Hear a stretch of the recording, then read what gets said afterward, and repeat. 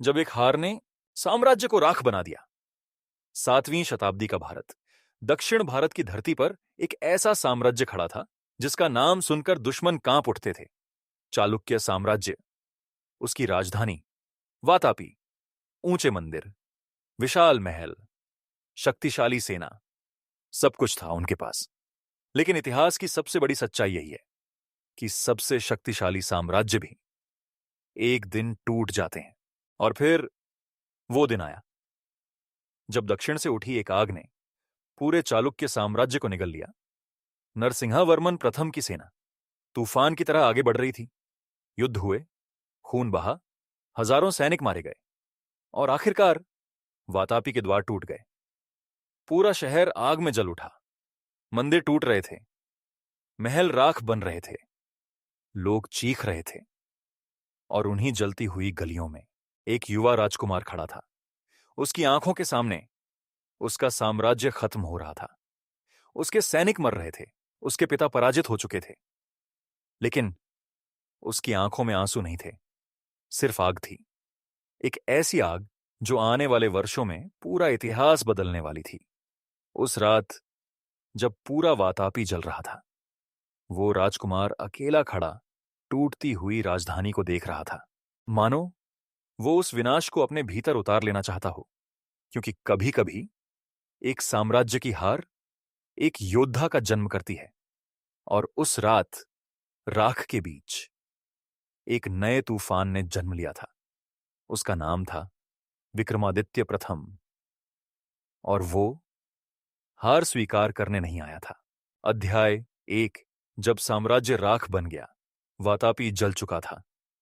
आग की लपटें अब धीमी पड़ रही थीं, लेकिन उस शहर की चीखें अब भी हवा में गूंज रही थी। कभी जिस राजधानी की सड़कों पर विजय के नगाड़े बजते थे, आज वहां सिर्फ राख उड़ रही थी। टूटे हुए मंदिर, जले हुए महल और हर तरफ मृत सैनिकों के शरीर। चालुक्य साम्राज्य, जिसे कभी दक्षिण भारत की सबसे बड़ी शक्ति माना जाता था, आज घुटनों पर था। नरसिंहवर्मन प्रथम ने सिर्फ एक युद्ध नहीं जीता था, उसने चालुक्यों का अभिमान तोड़ दिया था। कहा जाता है उस दिन वातापी की धरती भी कांप उठी थी, क्योंकि पहली बार दुश्मन सेना राजधानी के भीतर पहुंची थी। महल के भीतर घबराहट थी।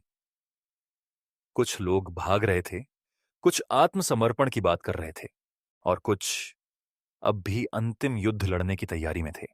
लेकिन उसी अराजकता के बीच एक युवा राजकुमार शांत खड़ा था, विक्रमादित्य प्रथम। उसकी उम्र ज्यादा नहीं थी, लेकिन उसकी आंखों में उस उम्र से कहीं ज्यादा दर्द था। उसने अपने घायल सैनिकों को देखा, उन लोगों को देखा जो आखिरी सांस तक साम्राज्य के लिए लड़ते रहे। फिर उसकी नजर अपने पिता पर पड़ी। पराजय शायद किसी भी राजा के लिए सबसे बड़ा घाव होती है, और उस दिन विक्रमादित्य ने पहली बार समझा कि साम्राज्य सिर्फ तलवारों से नहीं टूटते। कभी कभी अहंकार उन्हें अंदर से खत्म कर देता है। रात धीरे धीरे गहरी हो रही थी। वातापी अब भी जल रहा था, लेकिन महल के एक शांत कक्ष में कुछ सरदार इकट्ठा थे। उनके चेहरों पर डर साफ दिखाई दे रहा था। एक वृद्ध सरदार ने धीमी आवाज में कहा, अब सब खत्म हो चुका है। दूसरे ने कहा, पल्लव सेना बहुत शक्तिशाली है, हम दोबारा खड़े नहीं हो पाएंगे। कमरे में सन्नाटा छा गया, लेकिन तभी विक्रमादित्य आगे बढ़ा। उसकी आवाज शांत थी, लेकिन भीतर ज्वालामुखी छिपा था। उसने कहा, साम्राज्य महलों से नहीं बनते, साम्राज्य लोगों के साहस से बनते हैं। सब उसकी ओर देखने लगे। उसने आगे कहा, अगर वातापी गिरा है तो हम उसे फिर उठाएंगे। कुछ क्षणों तक कोई कुछ नहीं बोला, क्योंकि उस समय ये शब्द उम्मीद नहीं, पागलपन जैसे लग रहे थे। लेकिन इतिहास में हर महान वापसी पहले पागलपन ही लगती है। उस रात विक्रमादित्य महल से बाहर निकला। पूरा शहर जल चुका था। एक टूटा हुआ मंदिर अब भी धुएं में घिरा था। वो धीरे धीरे उसकी सीढ़ियों पर बैठ गया, और पहली बार उसने खुद से एक प्रश्न पूछा, क्या मैं इस साम्राज्य को वापस ला सकता हूं? हवा शांत थी, लेकिन उसके भीतर तूफान चल रहा था। क्योंकि वो जानता था अब उसके सामने सिर्फ एक दुश्मन नहीं था, पूरा दक्षिण भारत अब चालुक्यों को कमजोर समझ चुका था। और कमजोर साम्राज्यों को इतिहास जल्दी भूल जाता है। अगले कुछ वर्षों तक विक्रमादित्य ने युद्ध नहीं किया, उसने खुद को तैयार किया। तलवार, घुड़सवारी, रणनीति, राजनीति, उसने सब सीखा। दिन में प्रशिक्षण और रात में पुराने युद्धों का अध्ययन। धीरे धीरे वो बदल रहा था। अब वो सिर्फ राजकुमार नहीं था, अब उसके भीतर एक सम्राट जन्म ले रहा था। उसने गुप्त रूप से पुराने सैनिकों से संपर्क करना शुरू किया। जिन योद्धाओं ने सब कुछ खो दिया था, उनके भीतर अब भी बदले की आग थी। कुछ जंगलों में छिपे थे, कुछ पहाड़ों में, और कुछ अब भी उस दिन का इंतजार कर रहे थे जब चालुक्य ध्वज फिर उठेगा। धीरे धीरे एक नया समूह बनना शुरू हुआ, छोटा लेकिन खतरनाक। विक्रमादित्य हर सैनिक से सिर्फ एक बात कहता, हम युद्ध जीतने नहीं जा रहे, हम अपना सम्मान वापस लेने जा रहे हैं। और शायद यही वो शब्द थे जिन्होंने हार चुके लोगों को फिर से योद्धा बना दिया। लेकिन उधर पल्लव साम्राज्य को अभी तक अंदाजा नहीं था कि राख के नीचे अब भी आग जिंदा है, और वो आग एक दिन पूरे दक्षिण भारत को फिर हिला देने वाली थी। उस रात विक्रमादित्य ने आसमान की ओर देखा। उसकी आंखों में अब डर नहीं था, सिर्फ संकल्प था। उसने धीरे से कहा, मैं वातापी वापस लाऊंगा। और उसी क्षण इतिहास ने एक टूटे हुए राजकुमार को नहीं, एक आने वाले सम्राट को जन्म लेते देखा। अध्याय 2। जंगलों में तैयार हो रहा था तूफान। समय बीत रहा था, लेकिन दक्षिण भारत की राजनीति अब भी अशांत थी। नरसिंहवर्मन प्रथम की विजय के बाद पल्लव साम्राज्य और भी शक्तिशाली हो चुका था। चारों ओर एक ही चर्चा थी, चालुक्य खत्म हो चुके हैं। और शायद यही सबसे बड़ी भूल थी, क्योंकि इतिहास गवाह है, सबसे खतरनाक योद्धा वही होता है जिसे दुनिया हार चुका मान ले। अरावली नहीं, लेकिन दक्षिण भारत के पहाड़, घने जंगल और पत्थरीली घाटियां अब एक नए संघर्ष की जन्मभूमि बन चुके थे। वहीं कहीं विक्रमादित्य प्रथम धीरे धीरे अपनी शक्ति इकट्ठा कर रहा था। न कोई राज सिंहासन, न विशाल सेना, न सोने के महल, सिर्फ कुछ वफादार सैनिक और बदले की आग। रात के अंधेरे में छोटे छोटे समूह जंगलों के भीतर पहुंचते। पुराने चालुक्य सैनिक, कुछ घायल, कुछ बूढ़े, लेकिन उनकी आंखों में अब भी आग बाकी थी। विक्रमादित्य हर नए सैनिक से मिलता, उनकी बातें सुनता, उनके परिवारों का दर्द सुनता, और फिर सिर्फ एक बात कहता, वातापी अभी मरा नहीं है। धीरे धीरे हार चुके लोगों के भीतर उम्मीद वापस लौटने लगी। लेकिन विक्रमादित्य जानता था कि केवल साहस से युद्ध नहीं जीते जाते, रणनीति, धैर्य और समय, इन तीनों की जरूरत होती है। इसलिए उसने जल्दबाजी नहीं की। उसने पहले दुश्मन को समझना शुरू किया। पल्लव सेना कैसे चलती है, उनकी कमजोरियां क्या हैं, उनके सेनापति कौन हैं, कहां सुरक्षा कम होती है। हर छोटी जानकारी अब हथियार बन चुकी थी। धीरे धीरे एक गुप्त जासूसी तंत्र तैयार हुआ। कुछ व्यापारी बनकर घूमते, कुछ साधु बनकर, और कुछ दुश्मन की सेना के भीतर तक पहुंच चुके थे। विक्रमादित्य अब सिर्फ योद्धा नहीं रहा था, वो शिकारी बन चुका था। और पल्लव साम्राज्य धीरे धीरे उसके जाल में फंस रहा था। लेकिन हर संघर्ष में विश्वासघात भी जन्म लेता है। कुछ छोटे राजा जो पहले चालुक्यों के साथ थे, अब पल्लवों के सामने झुक चुके थे, क्योंकि उन्हें लगता था चालुक्य अब कभी वापस नहीं आएंगे। एक रात ऐसे ही एक सरदार ने विक्रमादित्य से कहा, समय बदल चुका है, अब पल्लवों से टकराना मृत्यु को बुलाना है। कमरे में सन्नाटा छा गया। कुछ सैनिकों के चेहरे पर भी डर दिखाई देने लगा, लेकिन विक्रमादित्य शांत था। वो धीरे धीरे उस सरदार के पास गया और उसकी आंखों में देखते हुए बोला, जिस दिन डर राजाओं के निर्णय लेने लगे, उस दिन साम्राज्य मर जाते हैं। उसकी आवाज धीमी थी, लेकिन उन शब्दों में बिजली छिपी थी। उस रात कई लोगों ने पहली बार महसूस किया कि विक्रमादित्य अब पहले वाला राजकुमार नहीं रहा। अब उसके भीतर एक सम्राट जाग चुका था। धीरे धीरे छोटे हमले शुरू हुए। रात के अंधेरे में पल्लव चौकियों पर अचानक हमला होता और फिर हमलावर जंगलों में गायब हो जाते। कभी राशन लूट लिया जाता, कभी हथियार, और कभी पूरी चौकी बिना आवाज के खत्म कर दी जाती। पल्लव सेना परेशान होने लगी। उन्हें समझ नहीं आ रहा था कि दुश्मन आखिर है कहां। हर तरफ डर फैलने लगा। सैनिक रात में पहरा देने से डरने लगे, क्योंकि अंधेरे में मौत छिपी बैठी थी, और उस मौत का नाम था विक्रमादित्य। धीरे धीरे जनता भी बदलने लगी। जो लोग पहले डर चुके थे अब गुप्त रूप से चालुक्यों की मदद करने लगे। कहीं भोजन दिया जाता, कहीं आश्रय, और कहीं दुश्मन की जानकारी।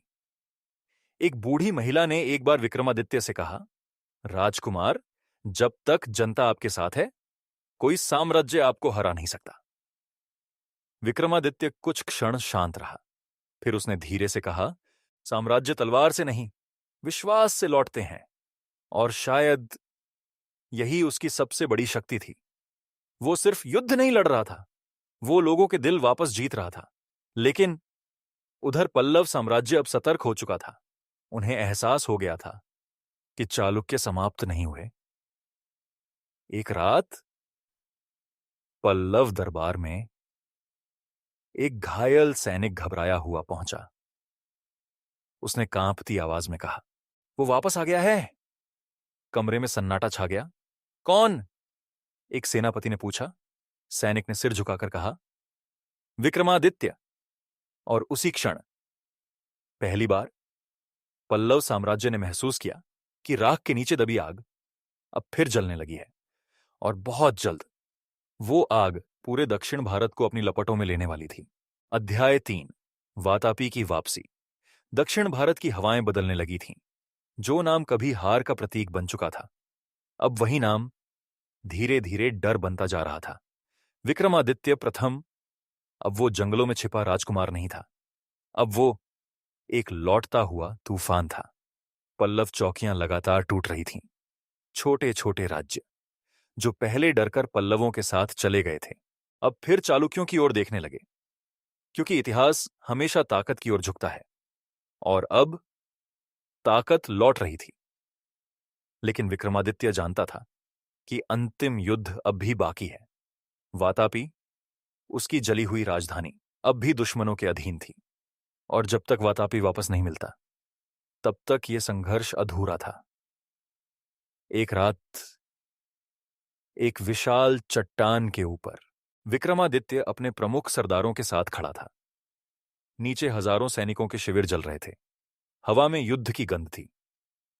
एक सरदार ने धीमी आवाज में कहा, महाराज, अगर हम हार गए तो चालुक्य नाम हमेशा के लिए समाप्त हो जाएगा।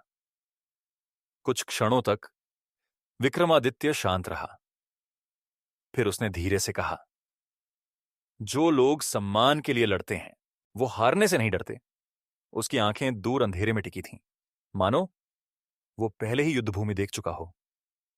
अगली सुबह सूरज धीरे धीरे उग रहा था, लेकिन उस दिन प्रकाश से पहले तलवारें चमक उठी थीं। युद्ध शुरू हो चुका था। पल्लव सेना विशाल थी। हाथी, घोड़े, हजारों सैनिक, और उनके पीछे विजय का अहंकार। लेकिन दूसरी ओर चालुक्य सेना के पास कुछ और था। वर्षों का अपमान, जली हुई राजधानी की याद, और बदला। नगाड़े गूंज उठे, घोड़े दौड़ पड़े, और अगले ही पल पूरा युद्ध क्षेत्र चीखों से भर गया। तलवारें टकराईं, भाले आर पार हुए, हाथियों की गर्जना और मरते हुए सैनिकों की आवाजें धरती को कंपा रही थीं। विक्रमादित्य सबसे आगे था। उसकी तलवार बिजली की तरह चल रही थी। जहां वो जाता दुश्मन पीछे हट जाते। एक सैनिक चीखा, वो विक्रमादित्य है। और अचानक पल्लव सेना में डर फैलने लगा, क्योंकि अब वो किसी राजकुमार से नहीं लड़ रहे थे। अब वो एक ऐसे योद्धा से लड़ रहे थे जिसने हार को अपनी ताकत बना लिया था। युद्ध लगातार भयानक होता जा रहा था। बारिश शुरू हो चुकी थी। खून और मिट्टी मिलकर युद्ध भूमि को लाल कर रहे थे। लेकिन तभी विक्रमादित्य की नजर दूर खड़े पल्लव सेनापति पर पड़ी। उस क्षण मानो समय धीमा हो गया। उसकी आंखों में सिर्फ एक ही दृश्य जल रहा था, वातापी की जलती हुई गलियां, मृत सैनिक और राख में बदलता उसका साम्राज्य। उसने घोड़े को ऐड लगाई और सीधे दुश्मन सेना के बीच घुस गया। हर तरफ अफरा तफरी मच गई। सैनिक उसे रोकने की कोशिश कर रहे थे, लेकिन वो रुक नहीं रहा था। उसकी तलवार मानो वर्षों का क्रोध बन चुकी थी। आखिरकार वो पल्लव सेनापति के सामने पहुंच गया। कुछ क्षणों तक दोनों एक दूसरे को देखते रहे। फिर एक भयानक टक्कर हुई। तलवारें टकराईं, चिंगारियां उड़ीं। चारों ओर सैनिक रुक गए, क्योंकि अब यह सिर्फ युद्ध नहीं था, यह बदले का फैसला था। लंबे संघर्ष के बाद विक्रमादित्य का वार सीधे दुश्मन के कवच को चीर गया। पल्लव सेनापति घोड़े से नीचे गिर पड़ा और उसी क्षण पल्लव सेना टूटने लगी। कुछ भागने लगे, कुछ आत्मसमर्पण करने लगे और कुछ अभी भी मृत्यु तक लड़ रहे थे। लेकिन युद्ध खत्म हो चुका था। वर्षों बाद चालुक्य ध्वज फिर हवा में लहरा रहा था। वातापी के द्वार धीरे धीरे खोले गए। विक्रमादित्य घोड़े से उतरा और शांत कदमों से अपनी राजधानी के भीतर प्रवेश करने लगा। पूरा शहर बदल चुका था। कुछ मंदिर अब भी टूटे पड़े थे, कुछ महल राख बन चुके थे, लेकिन उसकी आंखों में दर्द नहीं था, क्योंकि आज वो पराजित राजकुमार बनकर नहीं लौटा था। आज वो विजेता बनकर लौटा था। वो धीरे धीरे उसी स्थान तक पहुंचा जहां वर्षों पहले उसने अपने साम्राज्य को जलते देखा था। कुछ क्षणों तक वो वहां शांत खड़ा रहा। फिर उसने आसमान की ओर देखा और धीरे से कहा, वातापी फिर कभी नहीं झुकेगा। हवा तेज चलने लगी, मानो पूरा इतिहास उसकी बात सुन रहा हो। उस दिन सिर्फ एक राजधानी वापस नहीं मिली थी। उस दिन एक साम्राज्य ने खुद को फिर से जन्म दिया था और पूरे दक्षिण भारत ने देख लिया कि कुछ आग समय के साथ बुझती नहीं। और विक्रमादित्य अब सिर्फ राजा नहीं रहा था, वो एक किंवदंती बन चुका था। अध्याय 4 राजा नहीं, किंवदंती। वातापी वापस आ चुका था। चालुक्य ध्वज फिर हवा में लहरा रहा था। लेकिन वर्षों के युद्ध ने विक्रमादित्य प्रथम को भीतर से बदल दिया था। अब वो सिर्फ विजय चाहता हुआ योद्धा नहीं था। अब वो समझ चुका था कि साम्राज्य जीतना कठिन है, लेकिन उसे संभाल कर रखना उससे भी कठिन। युद्ध समाप्त हो चुका था, लेकिन दक्षिण भारत अब भी अशांत था। छोटे छोटे राजा अब भी अवसर तलाश रहे थे। कुछ पल्लवों के प्रति वफादार थे और कुछ चालुक्यों की बढ़ती शक्ति से डर चुके थे। लेकिन इस बार विक्रमादित्य ने केवल तलवार पर भरोसा नहीं किया। उसने राज्य को भीतर से मजबूत करना शुरू किया। टूटे हुए मंदिरों का पुनर्निर्माण हुआ। बाजार फिर बसने लगे। व्यापार लौटने लगा। धीरे धीरे वातापी की सड़कों पर फिर जीवन दिखाई देने लगा। जो लोग कभी डरकर शहर छोड़ चुके थे, अब वापस लौट रहे थे। एक वृद्ध व्यक्ति ने शहर में प्रवेश करते हुए कहा, ऐसा लग रहा है मानो वातापी फिर सांस ले रहा है। और शायद वो सही था, क्योंकि साम्राज्य सिर्फ महलों से नहीं बनते, उन लोगों से बनते हैं जो उस पर विश्वास करते हैं। धीरे धीरे विक्रमादित्य का नाम पूरे दक्षिण भारत में फैलने लगा। अब दुश्मन उसकी सेना से पहले उसके साहस से डरते थे, क्योंकि हर कोई जानता था ये वही राजा है जिसने राख से साम्राज्य वापस खड़ा कर दिया। लेकिन हर महान योद्धा के भीतर कुछ घाव ऐसे होते हैं जो कभी नहीं भरते। रात के शांत समय में कभी कभी विक्रमादित्य अकेले बैठा रहता। वो उन सैनिकों को याद करता जो वातापी के लिए मारे गए थे, उन लोगों को जिन्होंने उसके साथ जंगलों में भूख सही, और उन चेहरों को जो विजय देखने से पहले ही इतिहास बन चुके थे। एक रात उसका एक विश्वसनीय सरदार उसके पास आया। उसने पूछा, महाराज, अब तो सब कुछ वापस मिल चुका है, फिर भी आपकी आंखों में शांति क्यों नहीं है? कुछ क्षणों तक विक्रमादित्य शांत रहा। फिर उसने धीमी आवाज में कहा, युद्ध खत्म हो जाते हैं, लेकिन उनकी यादें नहीं। उसकी आवाज में विजय नहीं, थकान थी, क्योंकि वर्षों तक लगातार संघर्ष करने वाला योद्धा अब भीतर से टूटने लगा था। समय धीरे धीरे आगे बढ़ता गया। चालुक्य साम्राज्य फिर शक्तिशाली बन चुका था, लेकिन विक्रमादित्य का शरीर अब पहले जैसा नहीं रहा। पुराने घाव, लगातार युद्ध और वर्षों का संघर्ष अब असर दिखाने लगे थे। साल बीतते गए और एक दिन वातापी के महल में अजीब सन्नाटा छा गया। राजवैद्य बार बार भीतर जा रहे थे। सरदारों के चेहरे गंभीर थे, क्योंकि सम्राट की तबीयत लगातार बिगड़ रही थी। कमरे के भीतर विक्रमादित्य शांत लेटा था। उसकी सांसें धीमी हो चुकी थीं, लेकिन उसकी आंखों में अब भी वही आग थी। उसके आसपास उसके विश्वसनीय सैनिक खड़े थे। कुछ की आंखों में आंसू थे, क्योंकि वो जानते थे वो सिर्फ एक राजा को नहीं, एक युग को खोने वाले हैं। धीरे धीरे विक्रमादित्य ने आंखें खोली। उसने अपने सरदारों की ओर देखा और बहुत धीमी आवाज में कहा, सिंहासन बचाना आसान है, स्वाभिमान बचाना कठिन। कमरे में सन्नाटा छा गया। उसने आगे कहा, कभी चालुक्य ध्वज को झुकने मत देना। उसके शब्द टूट रहे थे, लेकिन उनमें वही शक्ति थी जिसने वर्षों पहले राख में दबे साम्राज्य को फिर जिंदा कर दिया था। फिर धीरे धीरे उसकी सांसें शांत होने लगीं। महल के बाहर हवा अचानक तेज चलने लगी, मानो पूरा वातापी उस क्षण को महसूस कर रहा हो। और फिर एक लंबी शांति के बाद सम्राट विक्रमादित्य प्रथम की आंखें हमेशा के लिए बंद हो गईं। कमरे में खड़े सैनिकों ने सिर झुका दिए। कुछ रो रहे थे, कुछ बिल्कुल शांत थे, क्योंकि कभी कभी दर्द इतना गहरा होता है कि आंसू भी बाहर नहीं आते। उस रात पूरा वातापी शांत था, लेकिन इतिहास बहुत कुछ लिख रहा था, क्योंकि उस दिन सिर्फ एक राजा की मृत्यु नहीं हुई थी।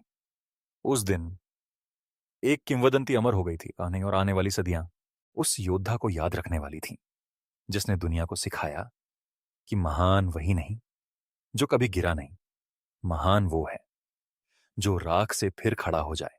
कुछ राजा मरते नहीं। इतिहास में कई राजा आए, कई साम्राज्य बने और मिट गए, लेकिन कुछ नाम ऐसे होते हैं जो समय के साथ और बड़े हो जाते हैं। विक्रमादित्य प्रथम ऐसा ही एक नाम था। उसने दुनिया का सबसे बड़ा साम्राज्य नहीं जीता, लेकिन उसने उससे भी कठिन काम किया। उसने हार के बाद खुद को फिर से खड़ा किया। वातापी की जली हुई गलियों से लेकर विजय के सिंहासन तक उसका सफर सिर्फ एक राजा की कहानी नहीं था। वो संघर्ष की कहानी थी, स्वाभिमान की कहानी थी, और उस जिद की कहानी थी जो इंसान को इतिहास बना देती है। क्योंकि महान वो नहीं जो कभी गिरा नहीं, महान वो है जो राख से फिर उठ खड़ा हुआ। आज भी जब इतिहासकार दक्षिण भारत के महान सम्राटों का नाम लेते हैं, तो विक्रमादित्य प्रथम का नाम सम्मान के साथ लिया जाता है, क्योंकि उसने साबित किया कि टूटे हुए साम्राज्य भी लौट सकते हैं अगर उनका नेतृत्व एक जिद्दी योद्धा के हाथों में हो।